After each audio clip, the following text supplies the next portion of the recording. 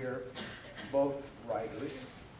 One is Paul Haggis, who is a two-time Academy Award-winning writer and director who was in Scientology for 34 years. And the other is L. Ron Hubbard, who was the founder of Scientology, and incidentally, as a writer, he holds the Guinness Book of World Records for the number of titles by any one author, more than 1,000.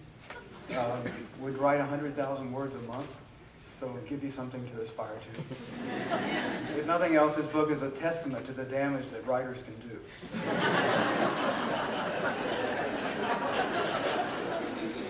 Like every Scientologist, when Haggis entered the church, he took his first steps into the mind of L. Ron Hubbard.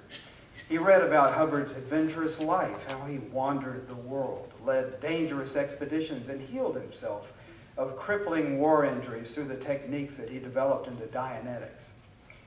He was not a prophet like Muhammad or divine like Jesus. He had not been visited by an angel bearing tablets of revelation like Joseph Smith, the founder of Mormonism. Scientologists believe that Hubbard discovered the existential truths that form their doctrine through extensive research. In that way, it is science. The apparent rationalism appealed to Haggis. He had long since walked away from the religion of his upbringing, but he was still looking for a way to express his idealism. It was important to him that Scientology didn't demand belief in a God. But the figure of L. Ron Hubbard did hover over the religion in suggestive ways.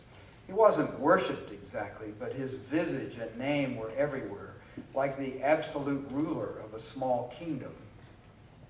There seemed to be two Hubbards within the church, the godlike authority whose every word was regarded as scripture, and the avuncular figure that Haggis saw on the training videos. He didn't seem self-important or pious. He was like the dashing, wisecracking hero of a B movie who had seen everything and somehow had it all figured out.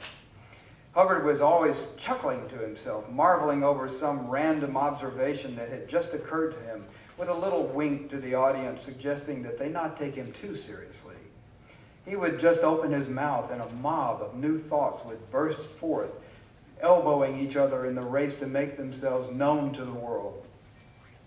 "You walked in one day and you said, 'I'm a seneschal,'" Hubbard observed in a characteristic aside, "and this knight with 8-inch spurs standing there, and say, 'I'm supposed to open the doors to this castle. I've been doing this for a long time. I'm a very trusted retainer.'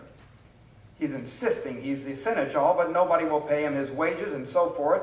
He was somebody before he became the seneschal. Now, as a seneschal, he became nobody, until he finally went out and got a begging pan on the highway and began to hold it out for fish and chips as people came along, you know. Now he says, 'I am something. I am a beggar.' But that's still something. Then the New York State Police come along, or somebody, and they say to him, I'm a little mixed up in my periods here, but they say to him, 'Do you realize that you cannot beg upon the public road without license number 603F?' So he starves to death and kicks the bucket, and there he lies. Now he's somebody. He's a corpse. But he's not dead. He's merely a corpse. Got the idea? But he goes through sequences of becoming nobody, somebody, nobody, somebody, nobody, somebody, nobody, not necessarily on a dwindling spiral. Some people get up to the point of being a happy man. You know the old story of a happy man. I won't tell it, but he didn't have a shirt. Just as this parable begins to ramble into incoherence, Hubbard comes to the point, which is that a being is not his occupation or even the body he presently inhabits. The central insight of Scientology is that a being is eternal, what Hubbard terms a thetan. This chap, in other words, was somebody until he began to identify his beingness with a thing. None of those beingnesses are the person. The person is the thetan. He had this amazing buoyancy, Haggis recalled. He had a deadpan sense of humor and this sense of himself that seemed to say, yes, I am fully aware that I might be mad, but I also might be onto something. The zealotry that empowered so many members of the church came from the belief that they were the vanguard of the struggle to save humanity. To advance such lofty goals, Hubbard developed a technology to attain spiritual freedom and discover oneself as an immortal being.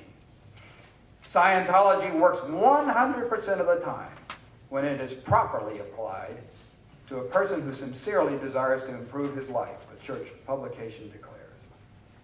This guarantee rests on the assumption that through rigorous research, Hubbard had uncovered a perfect understanding of human nature. One must not stray from the path he has laid down or question his methods. Scientology is exact.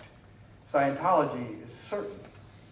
Step by step, one can ascend toward clarity and power, becoming more oneself, but paradoxically also more like Hubbard. Scientology is the geography of his mind. Perhaps no individual in history has taken such copious internal soundings and described with so much logic and minute detail the inner workings of his own mentality. The method Hubbard put forward created a roadmap toward his ideal self. Hubbard's habits, his imagination, his goals, his wishes, his character, in other words, became both the basis and the destination of Scientology. Thank you.